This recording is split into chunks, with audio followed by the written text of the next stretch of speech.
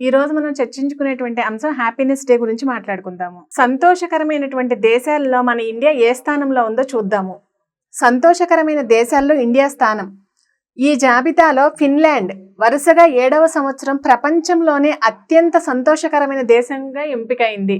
World happiness report 2024 ప్రకారం first ఉన్నటువంటి 10 దేశాలు ఏంటో చూద్దాము.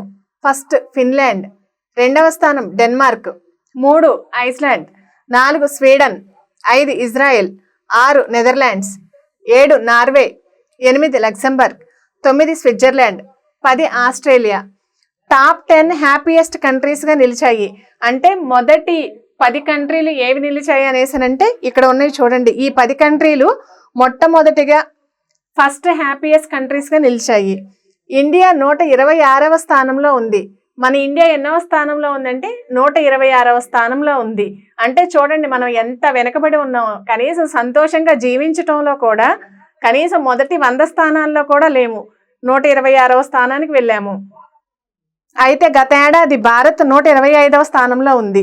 పాకిస్తాన్ మాత్రం 108వ స్థానంలో నిలిచింది.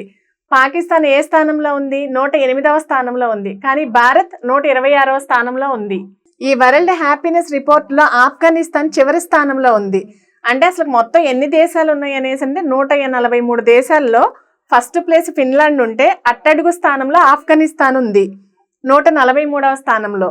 ర్యాంకింగ్ కొలవడానికి 6 అంశాలను ఉపయోగిస్తారు.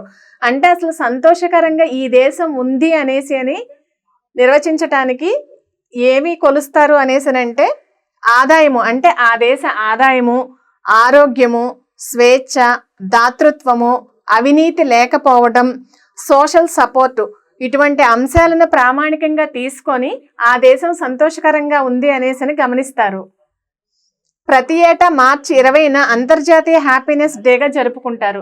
ప్రతి సంవత్సరము మార్చి 20వ తేదీన అంతర్జాతీయ హ్యాపీనెస్ దినోత్సవం జరుపుకోవాలని 2012వ సంవత్సరంలో ఐక్యరాజ్య సమితి జనరల్ అసెంబ్లీ ప్రతిపాదించింది.